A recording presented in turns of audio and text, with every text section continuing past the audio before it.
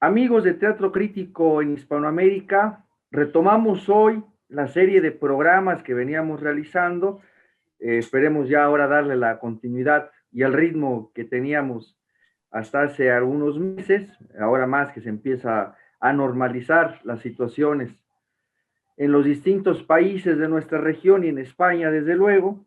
Y bueno, el día de hoy vamos a abordar un tema muy importante, muy interesante para toda nuestra región y para toda la comunidad hispánica, que es abordar el tema de los acontecimientos políticos que se han venido sucediendo en Chile. Es decir, en estos meses, a lo largo de estos meses, la región hispanoamericana ha estado agitada. En Colombia está pasando algo similar y en Chile, con antelación, ha desembocado en un proceso diferente.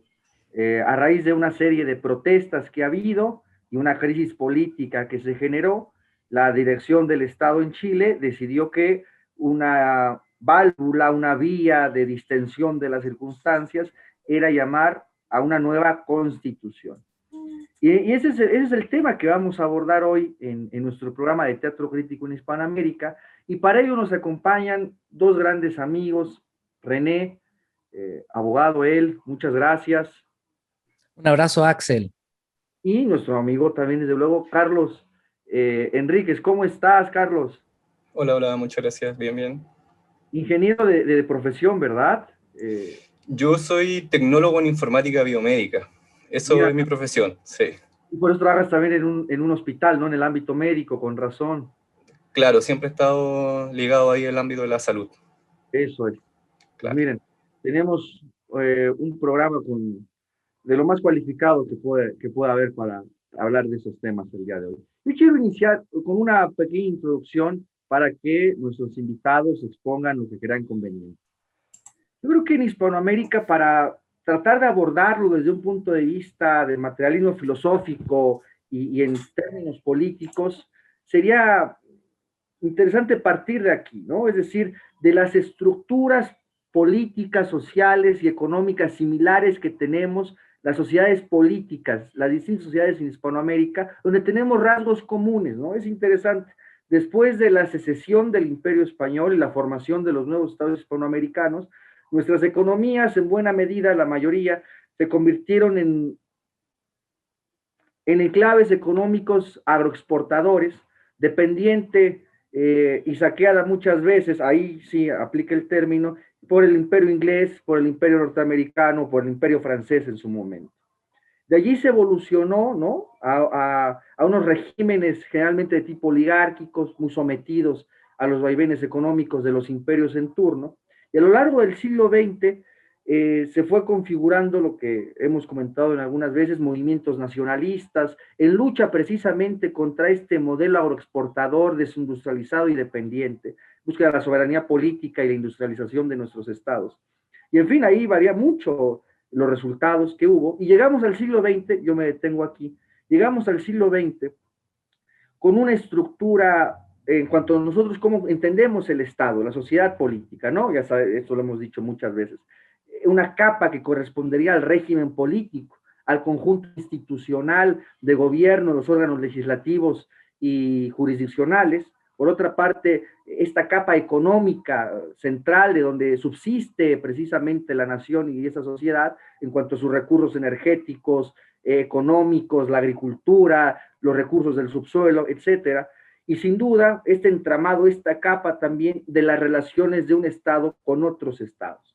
Y en esa estructura, en ese esquema de sociedad política, llegamos al siglo XXI, después de esta evolución accidentada del XIX y el XX, a unas estructuras similares en nuestros estados hispanoamericanos, México, Chile, Colombia, Argentina, en donde, dependiendo de qué había pasado al final del siglo XX, se impusieron de diversa manera unos regímenes políticos, si bien ya en ámbitos democráticos, en el caso de Chile después de la ruptura de Pinochet, pero que no dejaron, desde luego, como cualquier democracia, de dominar grupos oligárquicos. Y en el ámbito económico se impuso un modelo liberal que desindustrializó a nuestros países, un liberalismo económico sin duda, y en el ámbito de esa capa cortical, pues nos dejó dominados en su momento por el imperio norteamericano y ahora también por el imperio chino.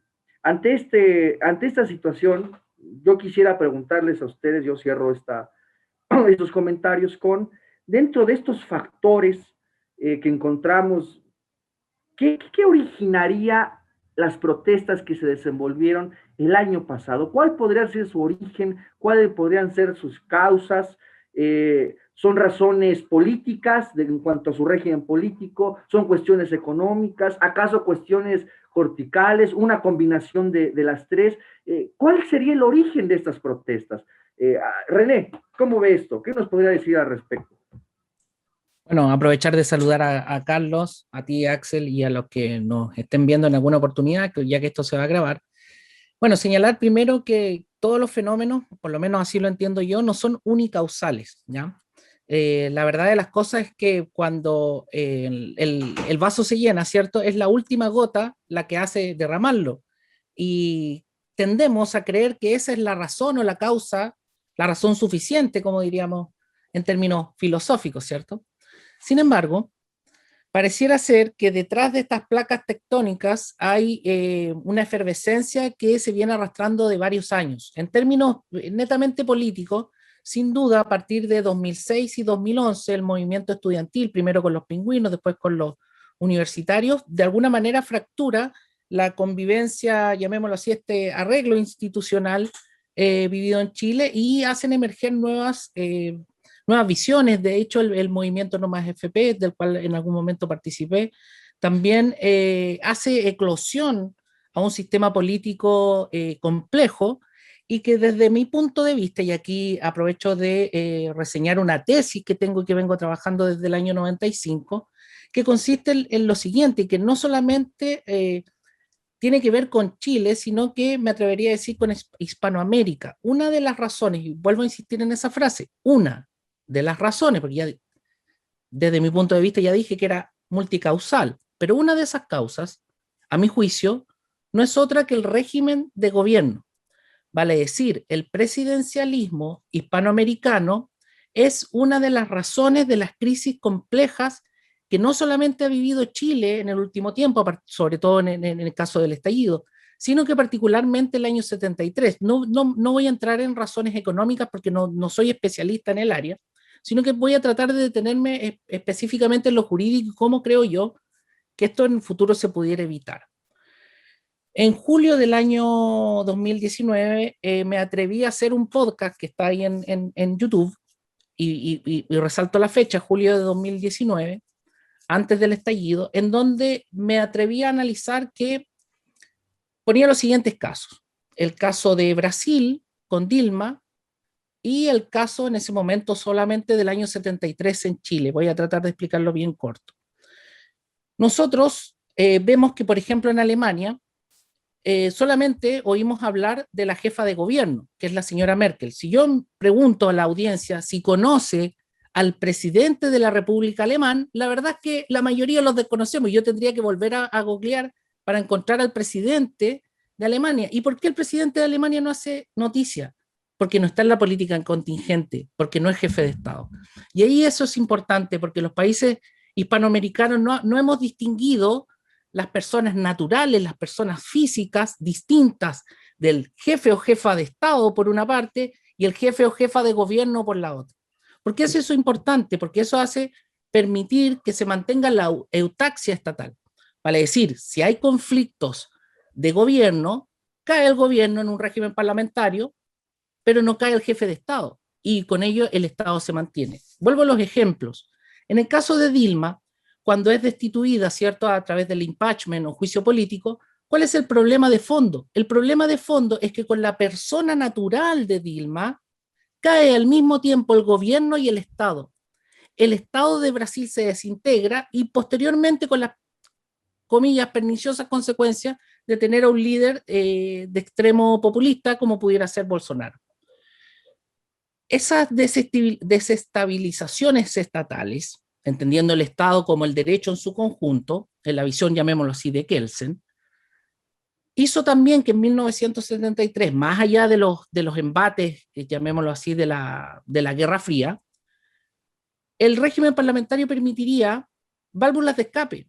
¿En qué sentido? En el sentido que no cae completo la unidad estatal, sino que solamente se producen cambios de gobierno. ¿Cómo lo entiendo yo en el caso de Chile? Chile, desde hace muchísimo rato, se ha venido dando en esta vuelta Bachelet-Piñera, Bachelet-Piñera, Bachelet-Piñera, en donde la figura del presidente de la República está en decadencia, no solamente los partidos políticos, la iglesia, los carabineros, la policía, etcétera, el ejército, están en decadencia, sino que la figura específica del presidente de la República, particularmente con las figuras de Bachelet, y ya ni hablar con el señor Piñera, que prácticamente en varias ocasiones pudiéramos pensar desde afuera que sufre ciertas patologías que le impiden desempeñar el cargo. Lo cierto es que si nosotros pudiéramos tener elementos de técnica legislativa, cuál es el régimen parlamentario, pudiéramos modificar al jefe de gobierno sin desestabilizar el Estado. ¿Qué es lo que pasó en octubre del 2019, más allá de las causas? Había una crisis política tan profunda que a mi juicio no solamente se desestabilizó la presidencia de la República, sino el Estado en su conjunto. Hoy día están en tela de juicio la ley, el imperio de la ley, el Estado de Derecho, los tribunales, la Contraloría, etcétera, etcétera, etcétera. ¿Por qué? Porque con la figura del jefe del Estado, vuelvo a insistir, cae la institucionalidad en su conjunto. Y creo yo que para los ciudadanos de a pie, no hay otro elemento de protección que no es la ley, el Estado de Derecho, la fuerza estatal. Dicho eso, es importante pensar, y por eso lo digo acá con vehemencia, un régimen de gobierno distinto, porque los chilenos estamos viviendo en este momento un proceso de reforma constitucional. Si este proceso de reforma constitucional se llena de un catálogo de derechos maravillosos y no cambia la parte orgánica, vale decir, no cambia el régimen de gobierno, lo más probable es que tengamos nuevamente crisis institucionales. Es de esperar que nuestros constituyentes entonces se dediquen a estudiar el régimen parlamentario y no solamente a denostarlo. ¿Por qué? Porque por la historiografía de Chile se dice que ya vivimos un régimen parlamentario y que este habría fracasado. Eso es falso. Y es falso desde el punto de vista técnico. ¿Por qué? Porque en Chile ni en Hispanoamérica existió nunca la separación, vuelvo a insistir, de la persona natural, la persona física del jefe de Estado por una parte y del jefe de gobierno por la otra. Tampoco ha existido la posibilidad de las censuras, tanto desde el lado del Poder Ejecutivo al Poder Legislativo, ni tampoco existe la posibilidad, como existe en lege ferenda, en derecho comparado, de que frente a crisis institucionales sean los ciudadanos a través del voto los que decidan los problemas, así tal cual como ocurre en España, tal cual como ocurre en Alemania, en Holanda, y así podría seguir hablando. Algunos dicen que el camino es el régimen el semipresidencial, pero eso nos caeríamos en un error, estimado Axel, seguiríamos siendo afrancesados. Y uno de nuestros problemas en Hispanoamérica es el afrancesamiento. Dicho eso, entonces, vuelvo a insistir que una de las causas, por lo menos de las que yo veo, es que el régimen presidencial es un cáncer que Hispanoamérica debe extirpar si es que pretendemos que el día de mañana no se desestabilicen las naciones. Hay un caso, que es el caso de Perú, en donde dicen, no, pero es que se acerca al régimen parlamentario. La verdad es que en Hispanoamérica hay distorsiones de regímenes y no hemos tenido la oportunidad de sentarnos a conversar. Desde ese punto de vista, y mirando el vaso medio lleno, esperemos nuevamente que nuestros constituyentes tomen en serio que la parte orgánica de la Constitución, no solamente la Declaración de Derechos, la parte orgánica, ahí están las reglas del poder. Y si no nos ponemos de acuerdo en las reglas del poder y damos vías de escape a los conflictos, que ojo, los conflictos es como el fuego. Nosotros los seres humanos nunca pretendimos eliminar el fuego. Lo que hicimos fue domesticar el fuego, ¿cierto? Y cual Prometeo se lo dimos a la humanidad. Lo mismo tenemos que hacer con los conflictos políticos. Los conflictos políticos no los vamos a eliminar. Tenemos que domesticarlo. Y la forma de domesticarlo, por lo menos vuelvo a insistir en el derecho comparado, en términos técnicos, no es otra que el régimen parlamentario, independientemente deseamos o no una monarquía.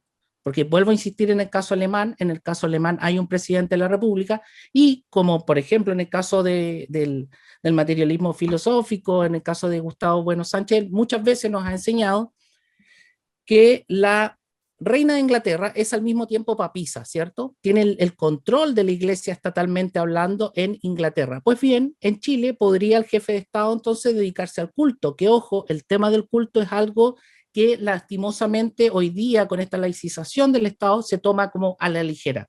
Un jefe de Estado tendría que tener, por ejemplo, a cargo el culto, las relaciones internacionales, llamémoslo así, el protocolo, pudiéramos decir todo lo que hace la Cancillería, quizá, hay que estudiarlo más finamente, pero lo importante es que en el día a día, en el gobierno, existan válvulas de escape y que en definitiva, quien sea el órgano que dirima la diferencia sean los ciudadanos. Eso es más o menos, Axel, obviamente detrás hay muchísimo más, hay factores culturales, sociales, políticos, y me atrevería a decir religioso, y con esto cierro, puesto que cuando se produce el estallido social hubo también una algarabía inmensa de parte de personas que señalaban a viva voz que Chile había despertado, ¿eh? Un despertar. Esos despertares de conciencia también se asimilan a ciertos movimientos religiosos que esperamos algún día poder estudiarlos con mayor detención. Bien, René. Carlos, un poco también explicando a nuestra audiencia, porque también nos ven desde España, que bueno, no siempre llegan las noticias o no siempre está uno al mismo pendiente de unas noticias de otras. A partir de estas protestas que se dan desde el año pasado, ¿no? Con esas movilizaciones en las calles, eh, nos hicieras, y bueno, a agregar lo que además tú consideras conveniente, una pequeña cronología de estos acontecimientos, y a tu juicio, ¿cuáles, cuáles son los orígenes eh, que harían esta movilización social? Por ejemplo, decía René algo interesante, la punta del iceberg, que generalmente políticamente, sociológicamente, estas movilizaciones siempre inician con pequeñas decisiones, pero que están detrás por cuestiones estructurales, que es el aumento en las tarifas del transporte, ¿no? Parece que ese es el detonante de una serie de problemas mucho mayores. ¿Tú qué dirías, Carlos? Que nos contaras un poco.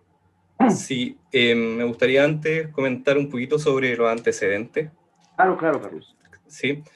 Brevemente, yo creo que esto tiene que ver con un cambio epocal que ha tenido desde hace mucho tiempo el capitalismo chileno, que está naturalmente partícipe de lo que pasa en el concierto internacional, la influencia de las teorías de las universidades de Estados Unidos, de Francia, de Alemania, tiene que ver también con eso mezclado con la transición chilena.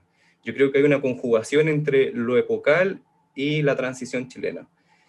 Cuando fue el golpe de Estado en Chile, lo que hubo acá por parte de las izquierdas, las distintas izquierdas, lo que se llama el proceso de renovación. También en otros países se llama así, pero acá ese proceso de renovación se ha tachado por otras izquierdas como una traición. Se tacha como traición, pero nunca se define qué cosa significa la renovación, en qué cosas se renueva.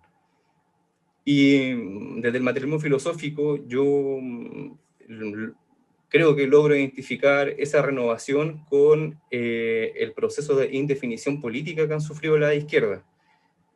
Ahí tenemos el Partido Comunista de Chile, el Partido Socialista de Chile, partidos nacientes, a raíz de esto mismo del golpe de Estado, como el PPD, más adelante, y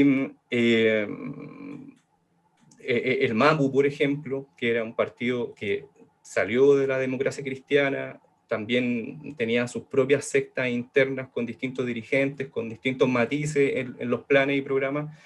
Ellos toman este camino de la indefinición, dejan el Estado como criterio político y se suman a todas las teorías, o mejor, ideologías de los derechos humanos, de también la democracia, y el cuestionamiento que existe a las teorías marxistas que eran predominantes en la izquierda, la crítica que hacen es que ya no es la clase social, ya no es tampoco el Estado, sino que lo importante es la democracia, pero no la democracia como una cuestión táctica, estratégica, sino que la democracia como una especie de culto hacia ella.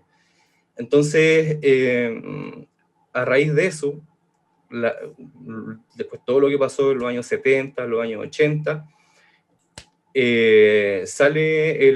termina el régimen militar y comienza esta democracia neoliberal, pero como la constitución fue previa, que es la actual de Chile, fue trabajada en dictadura por agentes de la dictadura, entonces, aunque firmada después por esta izquierda renovada, firmada y hablada por ella, pero fue en primera instancia trabajada sobre todo por grupos del régimen.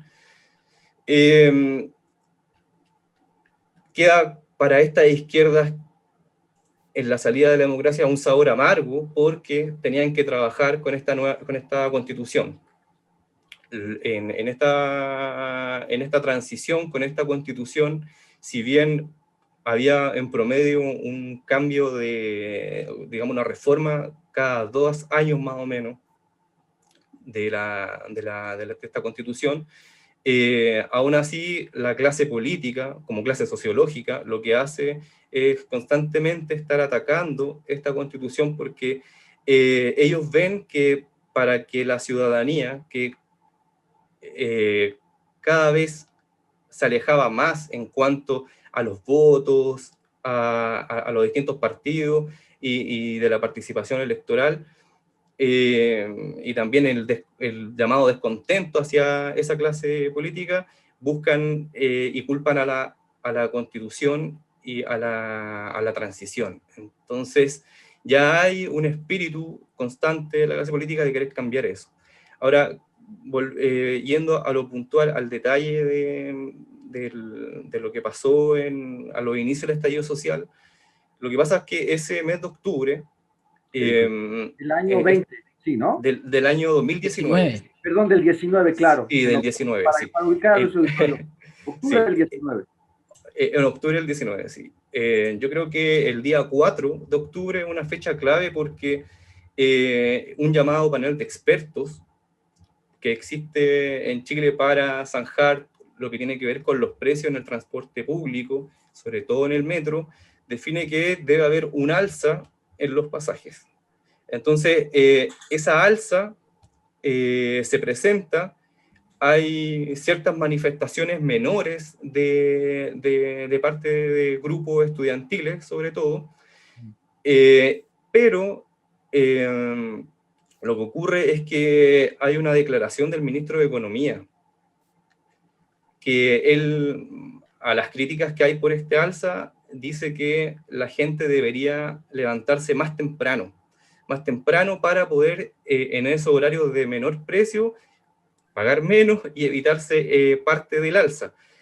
Lo que pasa ahí es que todos, en general, ven mala estos dichos del ministro, porque acá en Santiago, el transporte, como en las grandes ciudades hispanoamericanas, yo creo que es similar, se colapsa constantemente y las horas de viaje de un trabajador promedio sobrepasan las 2 horas, desde que van desde su casa hasta el trabajo y viceversa. Entonces, levantarse más temprano aún significaba ahí tocar una tecla muy sensible y ahí comienza a generarse todas estas manifestaciones de forma más brutal. Después de esto, como las manifestaciones son tantas, entre el 19 y el 28 de octubre, se inicia un estado de emergencia que es una excepción constitucional en donde también el toque de queda se hizo presente.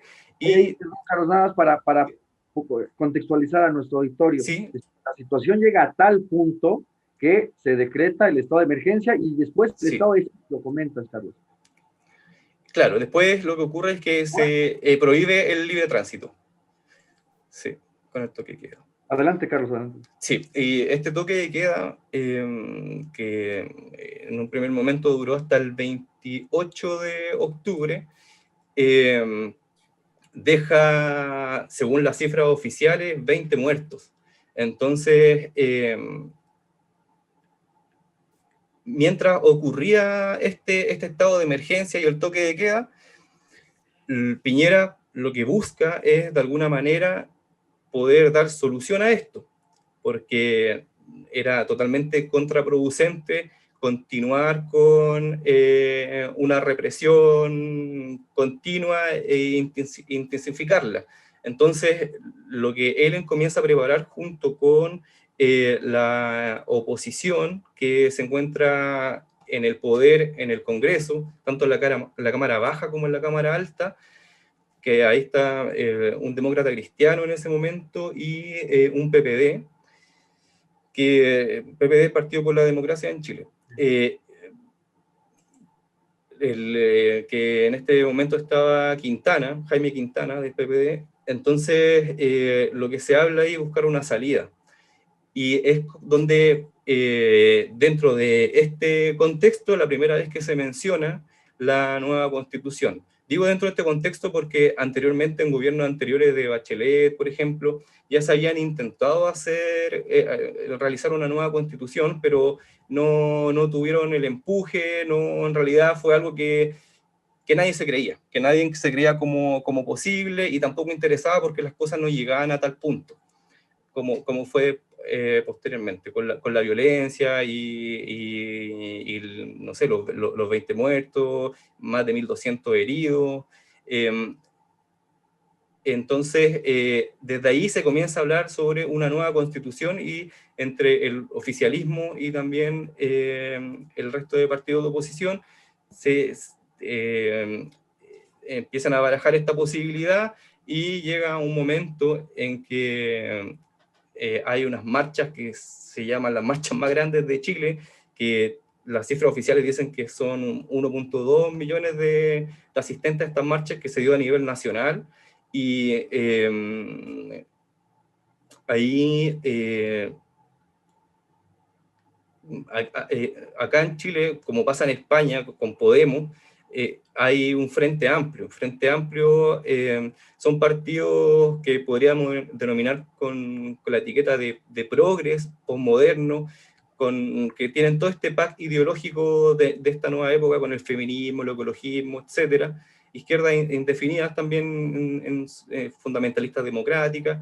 Y ahí hay uno de sus miembros que es diputado, que se llama Gabriel Boric. Él siempre ha dicho que la política chilena es entre gallo y medianoche, pero justo en este momento él participa entre gallo y medianoche de la formulación de esta nueva constitución. O sea, digo, de la propuesta de esta nueva constitución, y lo que va encaminado a la firma del acuerdo de paz. El acuerdo de paz es una instancia que se llega posteriormente, ocurre en la madrugada, en donde las izquierdas indefinidas, apoyando a Pinochet para mantener el orden, a Pinochet, perdón, a Piñera para mantener el orden, lo que hacen es buscar la forma, y que lo logran, de frenar las protestas, las movilizaciones, los destrozos, etcétera. Y de ahí, bueno, haciendo este repaso rápido, es donde ocurre toda esta cronología de eventos y lo que va desatando posteriormente. El acuerdo tiene unos puntos donde se establece lo que va a ser la nueva constitución, y tocando lo que viene posteriormente, porque yo creo que en algún momento vamos a tocar esto, sobre la hoja en blanco. La nueva constitución se dice que va a ser en una hoja en blanco, y ahí es donde yo identifico más o menos de esta forma lo que fue pasando. Bien, bien. Bueno, pues yo creo que esto ha sido importante para nuestro auditorio, para un poco contextualizar a rasgos generales la situación política en Chile, ¿no? Es decir, después en esta transición, después pues de que se desestructura la dictadura de Pinochet, se deja en un ambiente político complejo, esa transición a ese nuevo régimen se mantiene en una situación compleja, ¿no? Y es interesante en términos no solamente del régimen político, es decir, conjuntivos desde nuestra perspectiva, sino también, me parece a mí, que la estructura, los planes y programas que en buena parte se habían iniciado con Pinochet en ese liberalismo económico, se siguen manteniendo. Yo creo que eso es interesante, es decir, esa organización de la capa basal ultraliberal se siguen manteniendo. Yo quiero hacer aquí una pregunta a ustedes para cerrar este primer apartado en cuanto a las causas, a los orígenes, en fin, a los detonantes de estas movilizaciones. Chile, bueno, ha tenido una economía en general que en su momento creció bastante respecto a la región, pero sin embargo, ese crecimiento económico, como suele pasar en nuestros países en Hispanoamérica, bueno, conllevó una concentración de la riqueza y agravado más aún por los modelos económicos liberales imperantes en la región. Yo identifico, quiero saber su opinión, que juzgan conveniente, que si bien la punta de iceberg, generalmente estos movimientos, esas movilizaciones populares se inician con estas cositas, con esos estallidos, con esos chispados, un aumento de tarifas, en fin, detalles así, realmente están detrás, como decíamos al inicio, cuestiones estructurales. Yo pongo sobre la mesa que hay tres problemas candentes que no solamente en el régimen político en Chile, sino también en cuanto a su economía, en cuanto a su capa basal, en cuanto a la distribución del ingreso, que generan esta situación de conflictividad social, que es el tema de las pensiones, el tema de la salud y el tema educativo. René, en ese sentido, ¿usted juzgaría que estos tres aspectos de pensiones, de salud y el tema educativo son atizantes para generar estas también situaciones de conflictividad social o representan serios problemas para la sociedad política en Chile? ¿Cómo vería usted, René? No, estoy de acuerdo que una de esas, vuelvo a insistir en el tema de la multicausalidad, pero uno de aquellos tópicos fundantes del malestar, llamémoslo de esa manera, del malestar, sin duda tienen que ver con la seguridad social, y yo me atrevería a ocupar ese nombre más que dividirlo en salud, educación y pensiones. ¿Por qué? Porque, por ejemplo, el año 2012 me tocó participar en el doctorado de la Universidad Nacional Autónoma de México para justamente explicar este tema. Y en aquel momento ya advertíamos la posibilidad de estallidos sociales. ¿En qué sentido? Porque por la educación se habían movilizado los estudiantes. Sin embargo, en aquel momento advertí que era complejo que los abuelos se movilizaran por el tema de la seguridad social. ¿Por qué? Porque una de las notas más específicas del régimen, llamémoslo así, económico, ultraliberal, neoliberal o como quiera llamársele, es haber expropiado, en términos de una revolución de signo contrario, ¿cierto? Mínimos básicos de los cuales debe hacerse cargo el Estado. La seguridad no solamente tiene que ver con la seguridad exterior, ¿cierto? Con la seguridad interior, las policías, etcétera, sino también con la seguridad social. Desde este punto de vista, Chile fue el único, o ha sido el único país que tiene en materia de vejez un sistema ultra neoliberal, pero que al mismo tiempo sirve para mantener el sistema económico, ¿ya? Porque también podríamos ser injustos en orden a que Chile avanzó económicamente, las cifras macroeconómicas están ahí a la vista, pero detrás de eso también hay un tema de endeudamiento. Claro. La Claro. lógica del crédito, ¿cierto?, que nos da acceso a múltiples bienes y servicios, también dejó detrás un endeudamiento de todas las clases sociales. Esto no solamente fue un problema de llamémoslo así, de las capas bajas más inferiores, sino que también de sendos tramos de la clase media que está particularmente endeudada. Lo digo en fácil. Si alguien gana 500, tiene deuda por 10 millones, por decirle una cosa así en fácil, porque hay crédito de la educación, hay que endeudarse para temas de salud, las farmacias y los medicamentos deben ser uno de los más caros del mundo. Pero volviendo al tema de la seguridad social, piensen ustedes que Estados Unidos, siendo, llamémoslo así, el padre del liberalismo, no tiene AFPs. En México, las AFP se llaman AFORES, ¿correcto? México copió, y lo digo así porque Sí, sí, sí, tú sí. sabes, Axel, que tengo colegas, amigos allá, que estudiamos este tema, y las AFORES, a diferencia de Chile, no dinamitaron el seguro social. En cambio, en Chile se dinamitó. En la parte, llamémoslo así, pública de la seguridad social va a morir con el último afiliado. Entonces, desde ese punto de vista, los trabajadores en Chile, las y los trabajadores, no tienen una fórmula para prever lo que es la vejez. Sin embargo, en lo que refiere a accidentes del trabajo y enfermedades profesionales, hay una ley que es de finales de los 60 y que está con la lógica todavía de la seguridad social. Claro. Distinto es el caso de las AFP, que tiene una lógica exclusivamente neoliberal. Ahora este tema es complejo porque, vuelvo a insistir, si no fuera por ese cambio económico en donde se utilizó el dinero de los trabajadores, Chile tampoco hubiera explotado económicamente como lo hizo y como fue modelo en los demás países, no solamente de Hispanoamérica.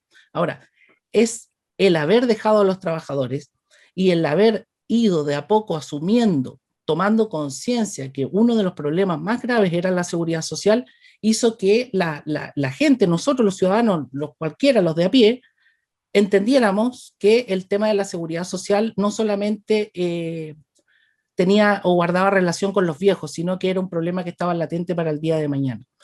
Todavía en el Congreso se debaten reformas a las pensiones, como se focaliza en eso, pero el punto está en tomar en cuenta sistemas de seguridad social básicos y mínimos como conoce el resto del mundo.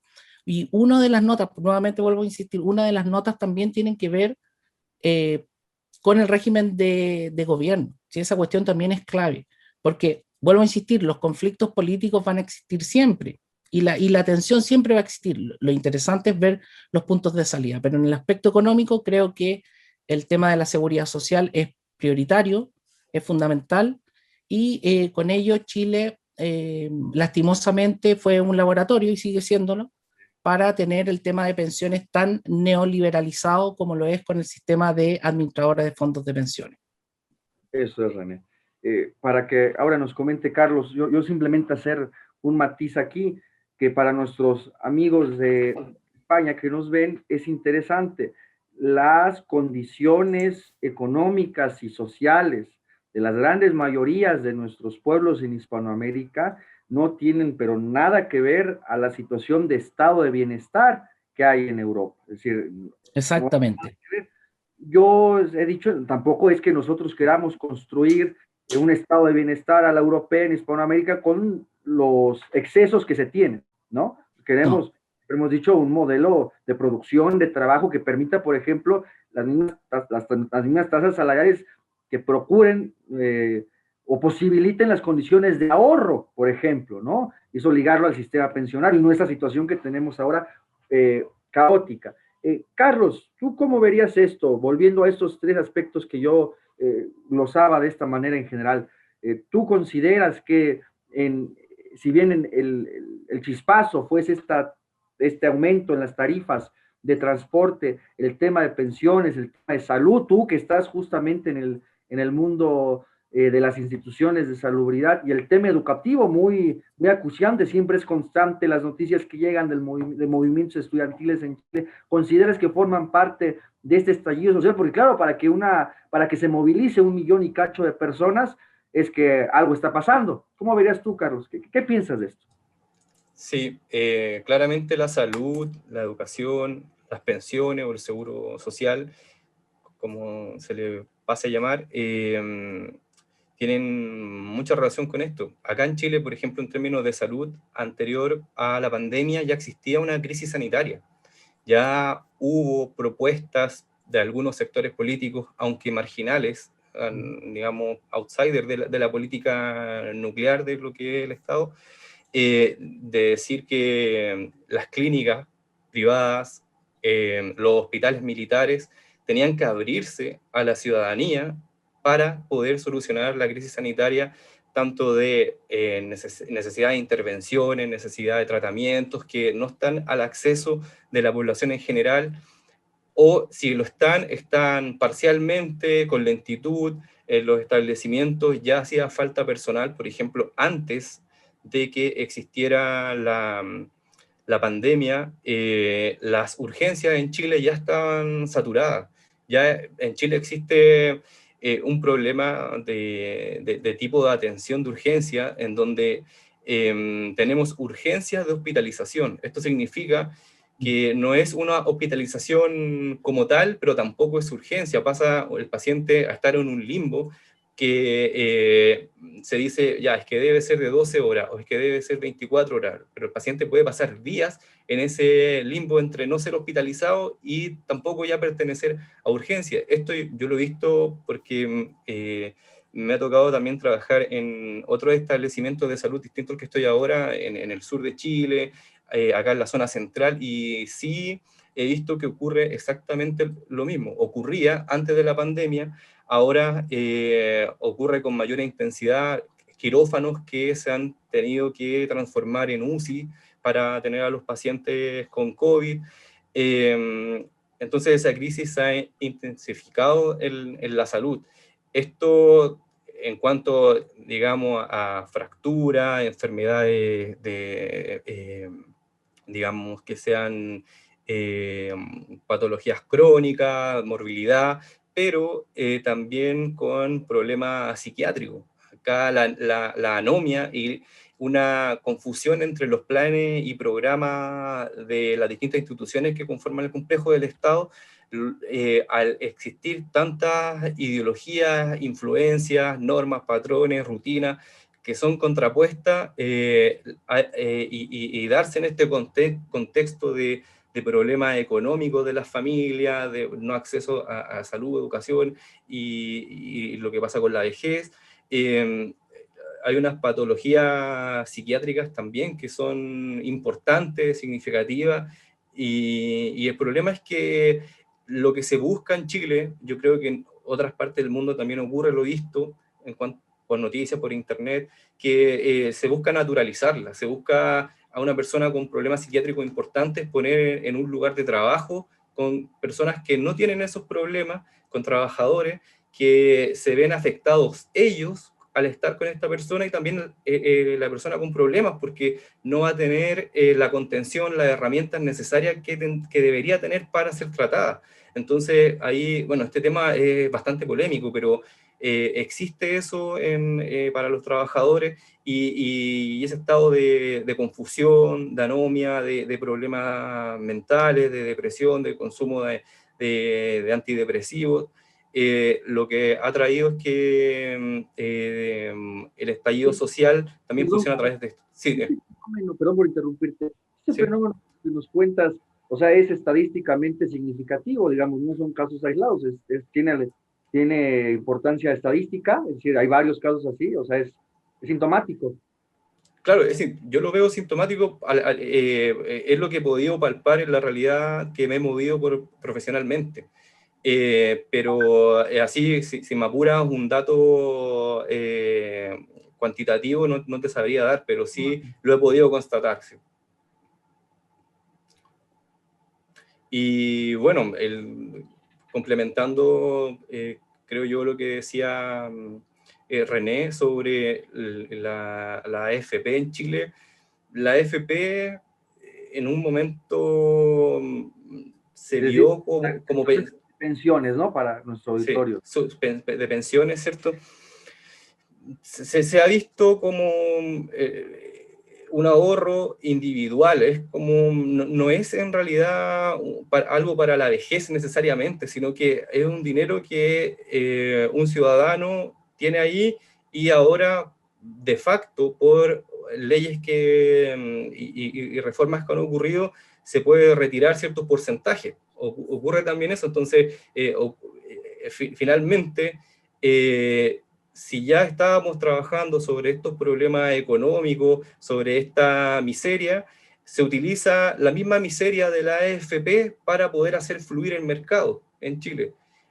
Darle salida a los productos que no se pueden vender porque hay pérdida de trabajo en Chile por la pandemia. Entonces se busca una solución, y desde la izquierda se fomenta, de la izquierda institucional, se fomenta esta opción de poder retirar dinero de la AFP, pero de hecho lo que hace esto es mantener el neoliberalismo y darle como un aliento más para que pueda continuar lo que existe. Ahora, claro, yo digo esto por cómo se ve, cómo funciona estructuralmente, pero para las familias, para las personas, el poder retirar por lo menos su dinero que está ahí ha significado un gran apoyo económicamente. No se puede tampoco desmentir esto, pero sí es de nuevo funcionar dentro de la misma lógica neoliberal chilena. La AFP están ahí, al parecer, agonizando, pero vamos a ver lo que pasa más adelante, porque no sé qué tanto en la nueva constitución estas cosas tomen algún tipo de encauce que las pueda solucionar, porque lo que importa en la nueva constitución es temas como el feminismo, temas como son otras las temáticas, los problemas que están, digamos, como prioridad, y no los trabajadores, ni las leyes, ni las reformas laborales, las leyes laborales, nada de eso está ni por parte de los periodistas, ni por parte tampoco de los diputados que yo he visto sus declaraciones tampoco. Entonces, eso es lo que podría comentar sobre esto. Eso es, Carlos. Yo creo que a estas alturas del programa, y para ir cerrando esta parte, creo que hemos abordado o dado un contexto en general a nuestra audiencia y tocado los dos primeros puntos, ¿no? Nuestro programa lo había dividido en tres bloques. Uno, un poco hablar sobre estas causas que van a originar estas protestas, las decisiones de Piñera, y sin duda que esto implicaba hablar de las estructuras, de las configuraciones que tiene la sociedad política en Chile, que es lo que hemos aquí glosado. Ahora, el siguiente punto es hablar propiamente de la Constitución, y aquí es interesante esto. Yo creo que extraemos varias conclusiones de esta situación. Hace un momento, René, yo retomo sus palabras, a la caída del gobierno de Allende, a la estructuración de la dictadura de Pinochet, se hace estos experimentos ultraliberales, ¿no? Este liberalismo económico que se mantiene, llega a sus resultados hasta el día de hoy en la sociedad política chilena, y ahí están los resultados. Yo creo que este es un ejemplo empírico, claro, totalmente positivo en el sentido de real y efectivo que se puede ver allí, de lo que son los resultados de aplicar un modelo liberal en lo económico de manera indiscriminada. De manera indiscriminada. Yo creo que eso es una lección para todos los países de Hispanoamérica. Eso en primer lugar. En segundo lugar, es interesante, es decir, a estas problemáticas que se fueron acumulando a lo largo de 30 y 40 años en Chile, o por origen mucho anterior a estas épocas, el presidente Piñera, la clase dirigente, el discurso ya permanente, por lo que nos decía Carlos y René, de hay que cambiar la Constitución, es algo cambiar la Constitución, y es asumir de principio de que la forma de cambiar estas estructuras y estas realidades sociales es cambiar una Constitución, ¿no? Y realmente pueden estar escritas 1000 cosas en una Constitución y la realidad seguir exactamente igual, ¿no? Y ese es el tema en cuestión. Ahora, yo quiero comentar que nos comenten ahora ustedes las elecciones. Se convoca a una convención constituyente, se le da este nombre, es decir, como si hacer la Constitución fuera iniciar desde cero en la estructura del Estado, ¿no? Es como hacer tabula rasa de la historia y de las estructuras sociales. Yo en ese sentido, preguntarles, ¿cuáles son las fuerzas que llegan, que resultan electas? ¿Cuáles son sus características ideológicas? ¿Y qué podrían proyectar ustedes que van a plasmar en esta Constitución? Es interesante, es decir, ¿quiénes ganan? ¿Qué características ideológicas tienen? ¿Y qué creen que puedan establecer en esta Constitución? René, ¿usted qué piensa de esto? Sí, la verdad es que es bien complejo porque yo creo que Carlos no me dejará mentir que analizar ideológicamente a los constituyentes electos es bastante difícil, porque hay de alguna manera una moda que es hacerse o decirse independiente. Eso. Entonces, al hacerse y decirse independiente, por lo menos lo que veo yo, es que es un contrasentido y es una, llamémoslo así, una pomada, como se dice acá en Chile, venderle a la gente que alguien es o no independiente. Todos nosotros tenemos ideologías de base, paradigmas, prejuicios, etcétera. Y una de las formas que tienen los sistemas políticos en general es agruparse, ya sea a través de partidos políticos, movimientos, qué sé yo, para justamente que los ciudadanos sepamos de dónde proviene cada uno. Entonces, con el desprestigio de la clase política, fue en aumento esto de las independencias, ¿cierto? Y la verdad es que a prima fase, a primera vista entonces, se pudiera creer que ganó una izquierda indefinida en los términos de, bueno, ya, pudiéramos decir eso. Sin embargo, es bien complejo a la hora de saber cómo se irán o no a comportar los constituyentes, porque son de diverso estrato social, ideológico, político, religioso, me atrevería a decir también, en donde quizás va a ser toda una interrogante cómo van a funcionar. Todavía no está listo el reglamento de la Convención Constitucional. Eso también vamos a tener que esperarlo para analizarlo con mayor detalle. Y lo otro, antes que se me vaya el tiempo, guarda relación con el hecho de entender que estos convencionales constituyentes de alguna manera afloraron contra todo pronóstico en las estadísticas. Muchos hicieron el cálculo electoral como que si fuera la elección de diputados cualquiera. Hubo llamémosle, una irrupción de una llamada lista del pueblo, en donde hay variopintos constituyentes. Entonces, por eso yo no me atrevería a decir efectivamente que ganó una izquierda indefinida o no, porque como decía recién, hay que analizarlo uno a uno. Ahora bien, ¿qué creo yo que va a suceder? Por primer lugar, y qué me gustaría que sucediera, por segundo lugar. ¿Qué creo yo que va a suceder? Que se van a entretener en hacer un catálogo de derechos que faltaría que pusieran que, con todo respeto, lo digo en términos meramente especulativos, que las personas no videntes tengan derecho a ver. O sea, falta eso nomás para... O sea, así están las cosas. Entonces, yo no estoy diciendo que las esperanzas no puedan ser plasmadas en un texto constitucional, pero los que hemos estudiado derecho constitucional sabemos que las declaraciones meramente programáticas, en definitiva, en vez de ser una solución, se convierten más en problema que aquello. Entonces, creo yo que lo que va a suceder es que vamos a tener lo que era el antiguo artículo 19, en donde se consagraban los derechos y deberes, un catálogo larguísimo de derechos, con una constitución como la brasileña que tiene 10.000 derechos, como la boliviana, etcétera, y que lastimosamente no se van a dedicar, creo, con el mismo ahínco, a las cuestiones de fondo. En derecho constitucional se distingue la parte orgánica de la parte dogmática. La parte dogmática guarda relación con los derechos, la parte orgánica tiene que ver con la estructura del Estado. Yo creo que es ahí, y aquí es lo que me gustaría, es lo que decía recién, lo que me gustaría es que los constituyentes también tuvieran conciencia de que es el régimen de gobierno la piedra angular de una constitución. Las constituciones parten con tener claras las reglas de ejercicio del poder, y es ahí en donde nosotros, y aprovecho esta tribuna para señalar que debiéramos ser conscientes de que una constitución establece las reglas del gobierno, y ahí debiéramos unirnos independientemente de nuestra condición ideológica.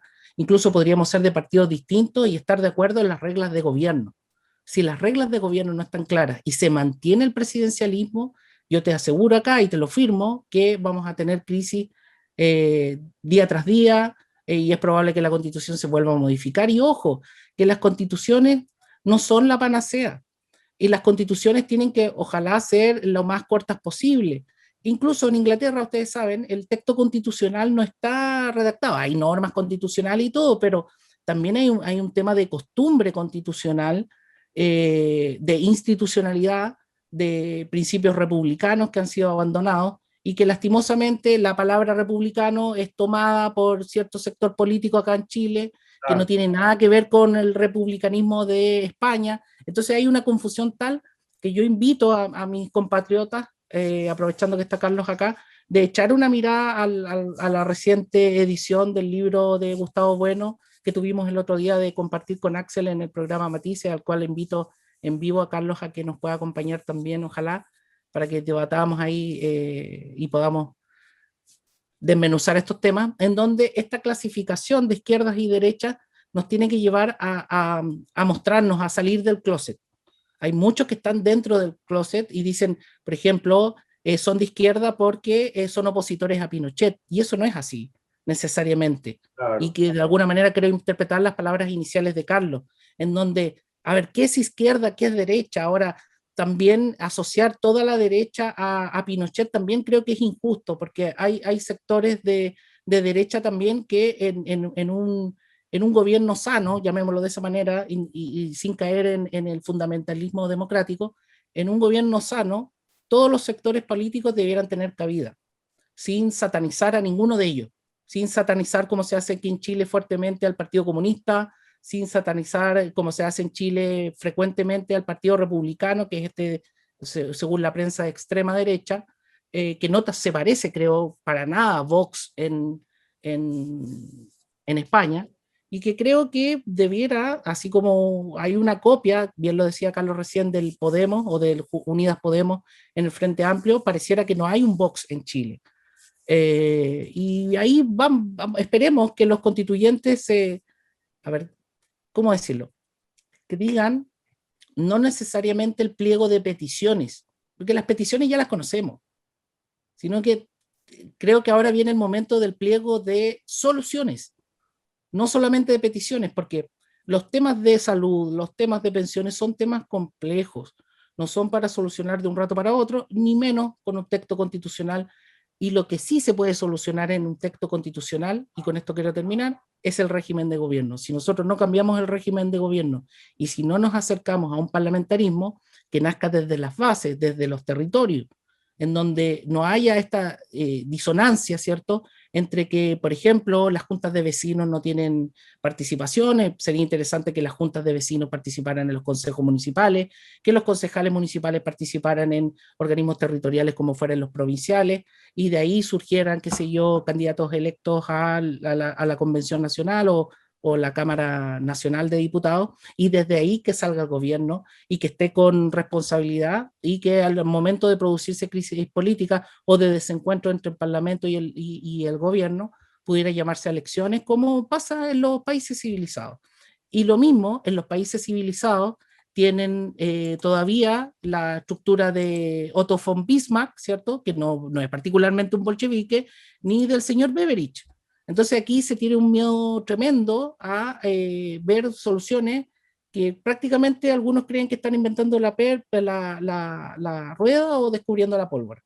Entonces, vuelvo a insistir en que si no nos ponemos de acuerdo en el gobierno, en las reglas del gobierno, en discutir cuestiones fundamentales, todavía está presente, y ahora sí termino, la discusión Hobbes-Rousseau, Axel. Oh, Todavía hay algunos que en esos tienen términos. como un ánimo buenista, ¿ah? Y que lamentablemente falta aterrizarlos a lo que debiera convocarnos en una constitución, que es el régimen de gobierno. Muy bien, René.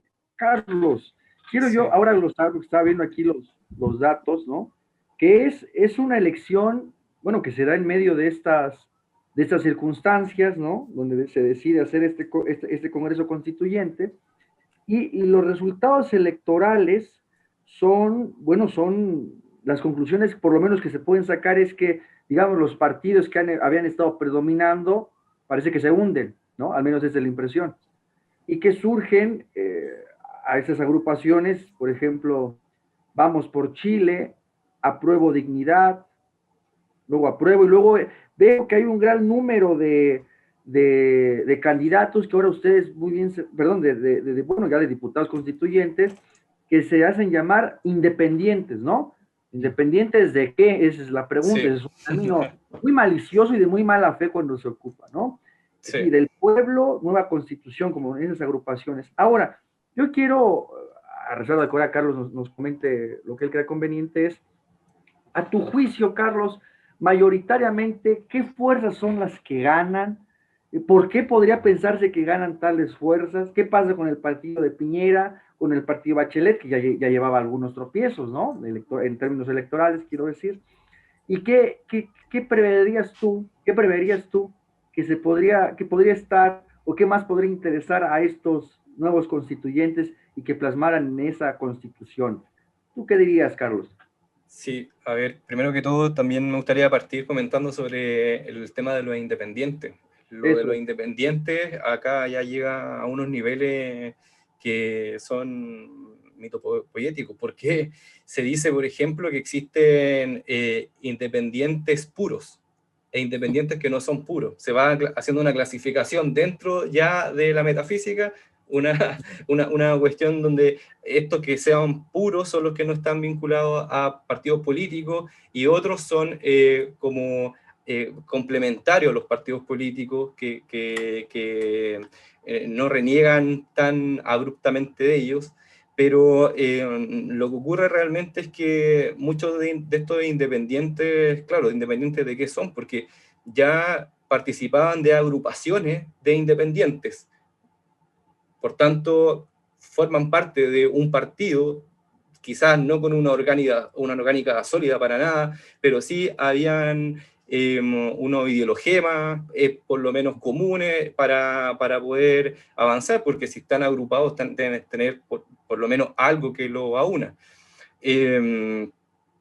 Los independientes, aquí yo creo que hay mucha mala fe detrás, mucha mala fe de parte de los que se postulan así, o ignorancia también, pero es por una cuestión de que si tú estás parado, eres ciudadano de un estado, es imposible que te puedas llamar independiente, porque ya estás dentro, tu persona está dentro de este entramado histórico, institucional, que no se puede desgajar ahí a un individuo, entonces ya eres parte de algún lugar en el mundo y otra cosa es que te reconozca o no te reconozca psicológicamente, pero eso da igual porque estás dentro de los cursos que estamos todos. Y yo creo que si tuviese que ideológicamente a las personas que fueron electas clasificarlas de alguna manera, yo creo que hay una corrupción ideológica. Lo que marca la tónica de estos electos es que ideológicamente, más allá de los independientes, también está el tema de los feminismos. Salieron 77 mujeres electas. De esas 77 mujeres, 45 se declara feministas. No sé qué tipo de feminismo, no sé a qué corriente pertenecerán, habría que también ahí investigarlo, indagar, pero... Y varones que también se declaran feministas, Carlos, también hubo. Exacto, también hubo de esto. También hay dentro de los 17 que son por el cupo indígena, también de ellos también hay muchos que se declaran feministas, indigenistas, y es algo que está ahí transversal. Bueno, corrupción decía por el tema de estas ideologías feministas que ya desde antes de que fueran elegidos, el mismo método de elección tuvo ahí sus particularidades que llaman la atención porque se utilizó un método que se denomina cebra, en el cual para que estuviesen presentes las listas, debía las listas comenzar con un candidato mujer, un candidato hombre, candidato mujer, candidato hombre. Ay. Sí, ¿qué pasa? Es que en muchas partes salieron elegidas en términos de los votos cuantitativamente mujeres. Y esas mujeres, por ejemplo, en un lugar hubo una mujer que ganó a 3 hombres, pero por la misma ley de paridad, ella quedó fuera y quedaron los hombres. Entonces, de hecho, del total de los... Claro, del total de los que fueron elegidos, si son 155, 77 son mujeres y 78 son hombres. Entonces, también en el mismo total hay desigualdad, producto de esta misma ley de paridad también, en donde antes yo me acuerdo que fueran las elecciones se discutía entre los diputados que si es que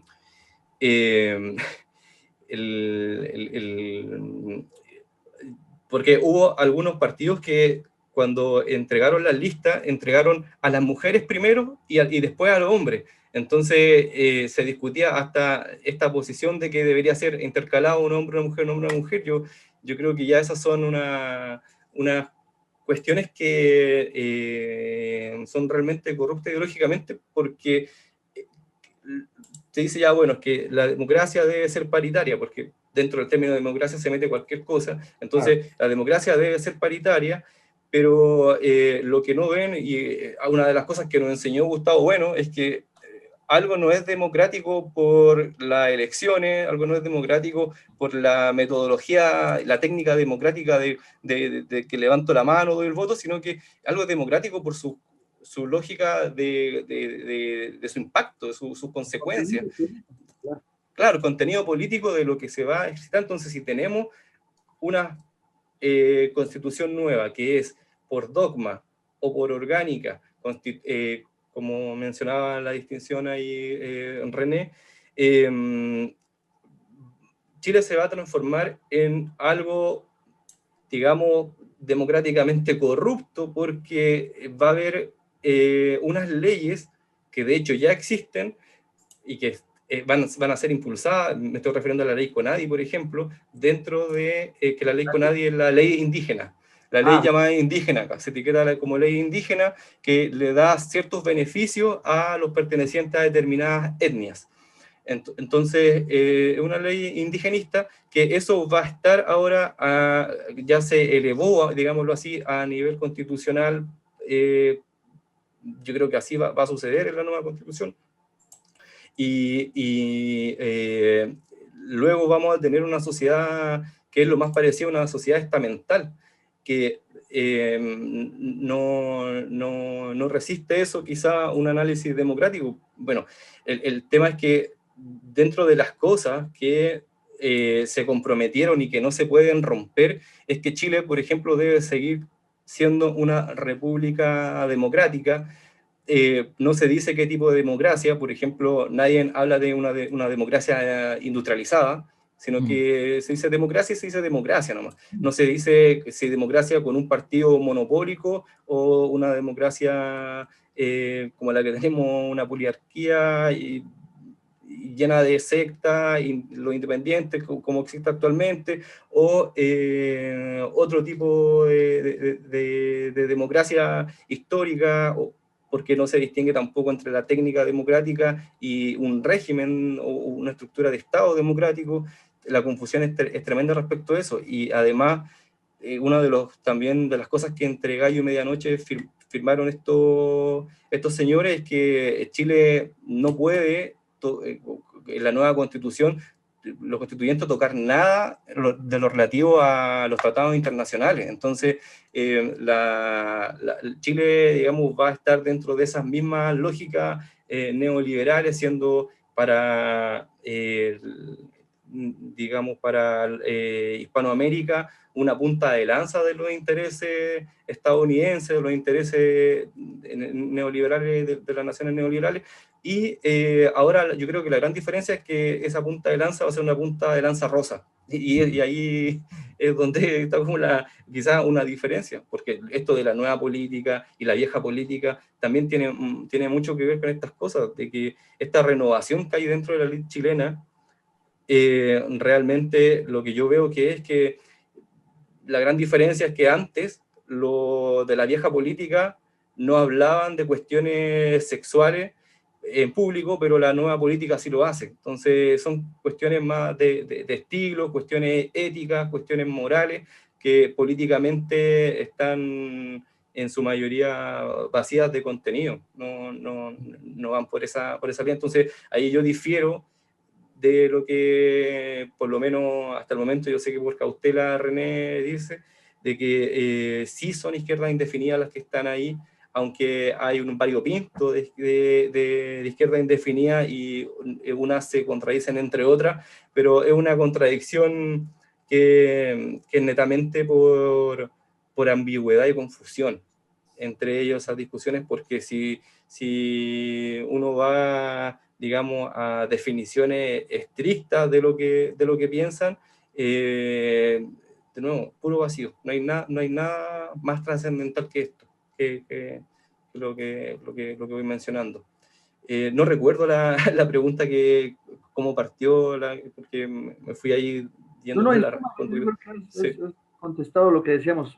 perfil de las fuerzas ideológicas, y tú Claro. que esperabas, tú lo contestaste, ¿no? Que es esas proyecciones que tú hacías de la cuestión del feminismo, del indigenismo, de no tocar tratados internacionales, de lo que puede estar en la nueva constitución. Claro, se ve Pero una faltaría constitución. agregar el Greta Thunberg, ¿no? Greta Thunberg y Claro, cosas, además, algo así. Sí. Y aparte es una constitución que se dice que va a ser progresista respecto a lo anterior, pero sigue la misma tradición chilena de donde hay una presencia predominante de abogados, por ejemplo. Entonces, a ese nivel continúa siendo conservadora dentro de nuestra tradición. Y no digo esto que sea ni bueno ni malo, sino que son cosas que ocurren y no se puede hacer tabula rasa de nuestra historia. Entonces, cuando te dicen que la nueva constitución va a ser en blanco, bueno, en un momento te decían eso, la constitución va a ser en blanco, pero ahora hay gente cercana al Frente Amplio, por ejemplo, René conocerá a Alberto Mayor, una de sus que fue candidato por el Frente Amplio presidencial, o precandidato, mejor dicho, él dice que la constitución anterior tenía cosas buenas, que se refiere a la actual, pero dice, no, ya, es que en realidad sí que tenía cosas buenas. Entonces, eso de la hoja en blanco ya, por esto que también había dicho yo anteriormente sobre que tenía que respetarse los tratados internacionales, tiene que ser una república democrática, ya no es hoja en blanco, porque es imposible una hoja en blanco para una constitución. Eso existe acá, la revolución más profunda y radical nunca va a ser una hoja en blanco, porque debe continuar con unas tradiciones que si no se destruiría el Estado ya sería otra cosa. No lo veo así como una hoja en blanco. Eso es para que la ciudadanía, porque ellos de alguna manera, yo lo pongo de esta forma, querían embaucar a la ciudadanía con esto de la nueva constitución.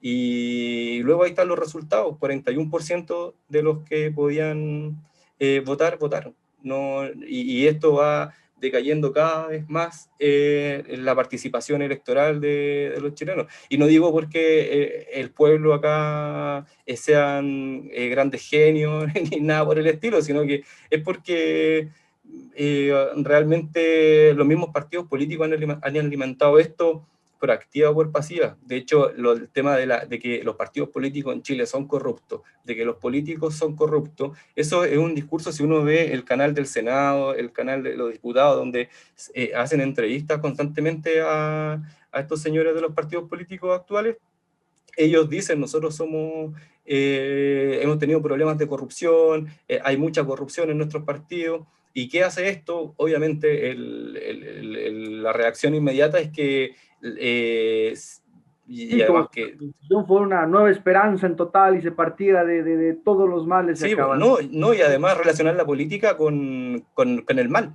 Y Sí, la gente no pues quiero debemos, saber de política. No, es como que se quisiera que el pan no lo van a hacer más los panaderos, una cosa así. claro, pues debemos de ir perfilando la conclusión de nuestro programa. Y yo plantearía es 4 reflexiones dicho de la manera más pronta posible. Quiero culminar con esto. El tema de una constitución. ¿Qué implica la constitución escrita de una sociedad? Profesor Bueno, don Gustavo Bueno, escribe en una sección en el panfleto contra la democracia realmente existente, ya un título sintomático. Y él establece ahí claramente, digamos, los límites. Ahí René nos los va a mostrar. Claro, en su nueva edición. Yo la tengo la de portada negra. Y ahí el profesor Bueno expone, digamos, brevemente la idea de que la constitución escrita de una sociedad no es que vaya a ser tabula rasa de las condiciones existentes y se inicie de nuevo, o dicho de otra manera, que la constitución funda el Estado. Bueno, eso no pasa así, realmente si hay una constitución es porque el Estado ya está organizándose. Y en ese sentido, él establecía una analogía muy interesante, el profesor Bueno, de que respecto a la lengua hablada, en una constitución, esta sería su gramática reglamentada, su gramática arreglada, ¿no? Esa analogía es curiosa, ¿no? De esa lengua hablada, bueno, de las lenguas habladas se hacen esas artes gramaticales regladas, estructuradas, ¿no? Y así una constitución de situación escrita, de situaciones que ya están presentes en la misma sociedad, trata de normar, de dar cauce a esas realidades que están presentes, sin que por ello, a su vez, también esa constitución escrita no vaya moldeando ciertas formas e instituciones de ese mismo Estado, ¿no? Con esas limitaciones que tiene, a su vez, una constitución escrita.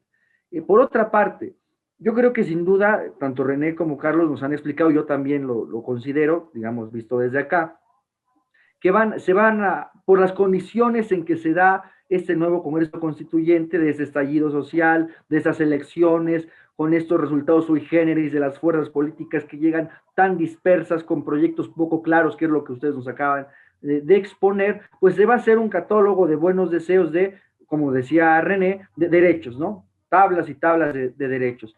Y claro, se olvidan que para que esos posibles derechos sean realizables, sean efectivos, pues hace falta una base material. Realmente podemos decir que es de corte económico, ¿no? Entonces, sin una reforma al modelo económico, por lo que decíamos, de pensiones, de salud, de educación, de distribución del ingreso, pues nada va a cambiar. Entonces, es clave, ¿no? Si no se tocan los modelos económicos, la base material, nada se va a cambiar. Por último, comentarles, es interesante, de las constituciones que en la actualidad se han hecho, en la Ciudad de México, que es la capital de México, antes se llamaba Distrito Federal, por cierto, resultó una constitución en la que participaron las distintas fuerzas políticas, desde luego. En México podríamos decir que en términos de partidos políticos hay dos bloques.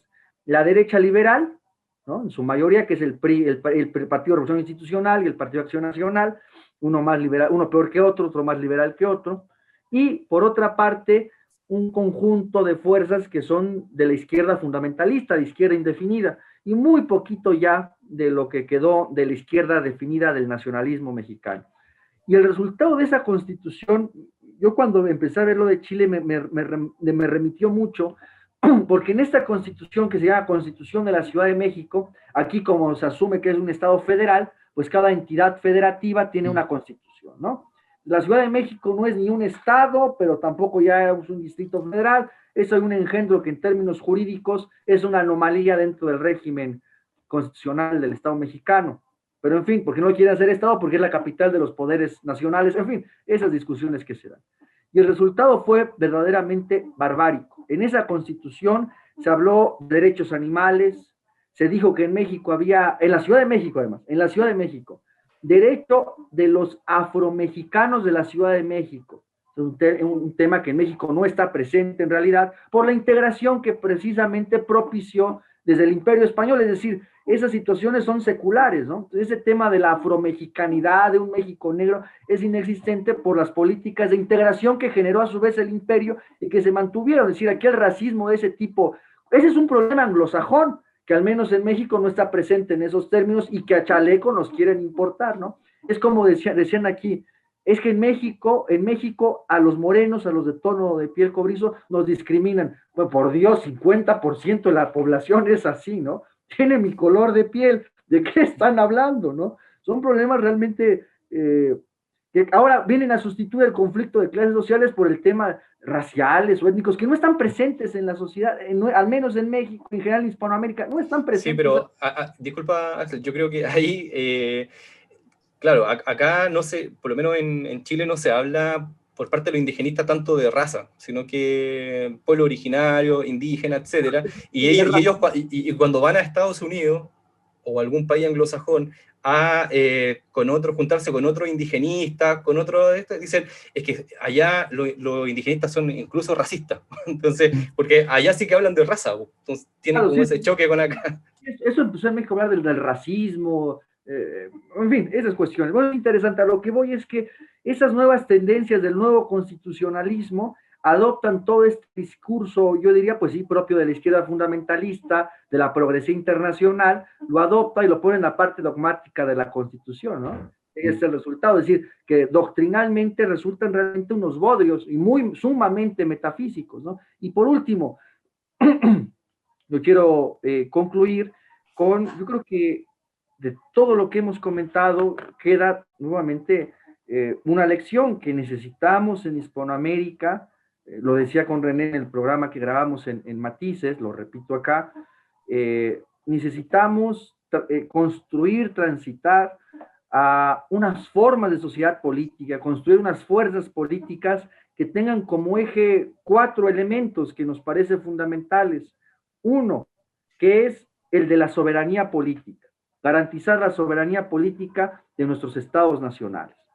Al interior, al exterior, porque ahora el tema, ya habrá otro programa, lo comentaremos, habrá una segunda parte sobre el tema de Chile, el tema del indigenismo pone en entredicho la soberanía nacional y pone en entredicho la unidad de la patria. Y esas son cosas muy graves, son temas superiores. Pero si te oyen hablar así acá en Chile, Axel, te cuelgan y sí, te tratarían de ultraderecha. Sí, no, sería poco más que Pinochet, ultra Pinochet. No, claro, o sea, estarías como 3 pueblos más allá de Pinochet. Sí, efectivamente, ¿no? Entonces, esos son temas superiores. La unidad de la patria, son cosas intocables, ¿no? La soberanía No, pero es política. que broma más, broma menos, lamentablemente, ¿No? y aquí no sé si Carlos está de acuerdo conmigo, los sectores de izquierda no han rescatado la necesidad del valor patrio. Eso, Y volvemos de al... que no se encasille en lo que decía recién, esto de satanizar el discurso. O sea, se oye nacional, bandera nacional y cualquier cosa con nación, ya casi eres del Tercer Reich. Entonces, con eso se va perdiendo la posibilidad de que discutamos en serio lo que tú tocaste recién, por ejemplo, y lo converso yo con amigos liberales, el tema de la industrialización, que es fundamental, ¿cierto? Que con eso concordamos con Axel. Ahora, claro, todos los países tienen diferencias, pero en todo esto tienen que haber mínimos de industrialización. Nosotros tenemos litio. ¿Y cómo convertimos eso? Yo sé que es un cliché que se ha dicho muchas veces y qué sé yo, pero esos mínimos de seguridad social, de industrialización, etcétera, como para no saltarnos de quedar derechamente en una economía de servicio. Algunos dicen que los servicios funcionan muy bien, pero puede que nos quedemos con solamente repartidores de comida rápida en bicicleta, sin derechos sociales, sin seguridad social, sin siquiera accidentes del trabajo.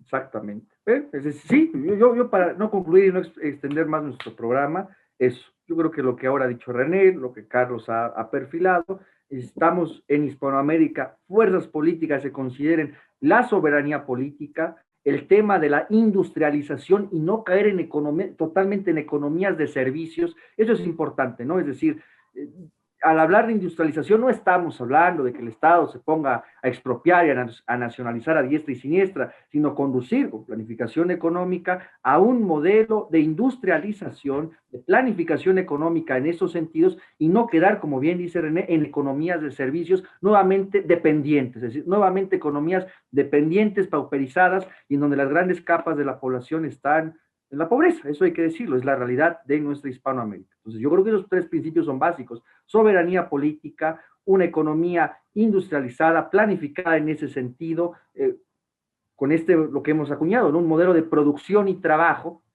y claro, con situaciones, con márgenes de justicia social, en los términos que el propio profesor Bueno exponía, ¿no? Es decir, las sociedades políticas son un todo, y en ese todo hay distintas partes, y las distintas partes de esa sociedad al interior entran en conflicto de unas u otras maneras, ¿no? Es decir, distributivamente las partes de esa sociedad entran en conflicto y en ese sentido la idea de justicia social atiende a esa perspectiva de ese choque, de esas diferencias en que está dividida ese todo que es la sociedad política, en ese sentido. Y lo repetimos, ni siquiera a la forma de un estado de bienestar europeo, que ya vemos los costos y los excesos económicos que puede traer consigo, sino de un modelo de producción y trabajo en esa perspectiva. Y claro, la idea que hemos planificado, que hemos expuesto aquí, de la comunidad hispanoamericana. Yo creo que son ideas centrales que las fuerzas políticas hoy no están presentes ni en la derecha ni por la izquierda, y bueno, tenemos esta situación lamentable en Hispanoamérica. Yo concluyo con esto, no quiero abusar del tiempo.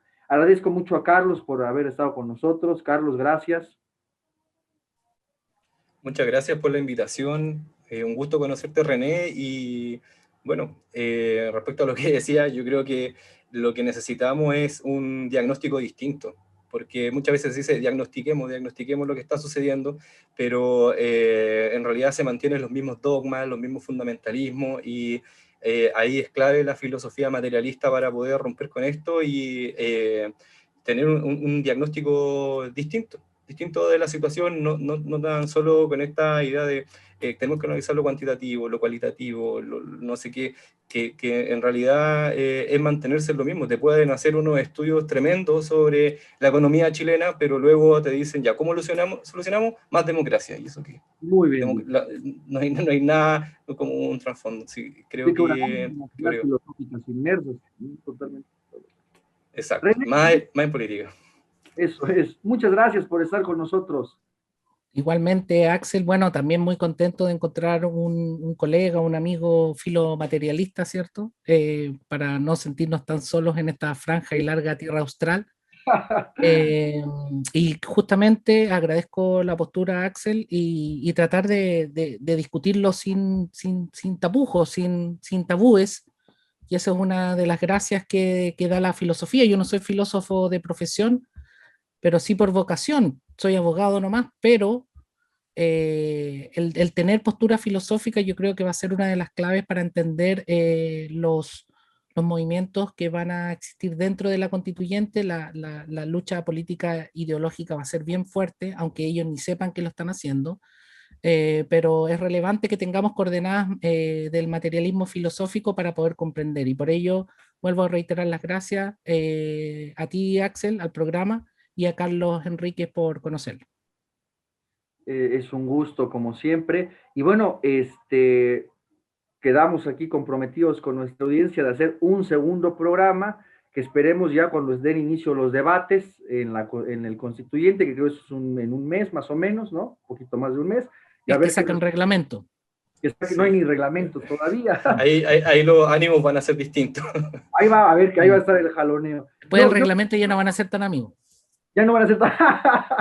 Yo me despido con un fragmento del profesor Gustavo Bueno, expuesto en su libro escrito en 1995, El sentido de la vida, hablando de la ética, donde creo que viene al caso por el tema de suponer un montón de derechos éticos, como todo lo que hemos dicho del feminismo, del indigenismo, y todo esto, que se alejan a veces de las realidades políticas, y por otra parte la necesidad, yo insistiré con esto, de un modelo económico distinto de producción y trabajo, de industrialización y justicia social. Dice el profesor Bueno, desde un punto de vista materialista hay que tener en cuenta que las virtudes éticas no pueden derivarse del supuesto de una subjetividad pura, dado que la subjetividad ética por su consistencia material necesita de un mínimo de condiciones de vida por debajo de las cuales la degradación ética es inminente. Es imposible, por ejemplo, esperar y menos aún exigir una conducta generosa a quien está muriéndose de hambre.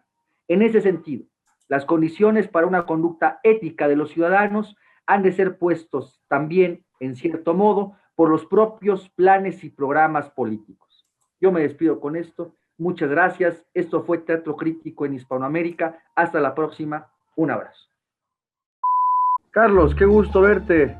¿Qué tal? ¿Cómo estamos? Bueno, por el acento, Carlos es compatriota.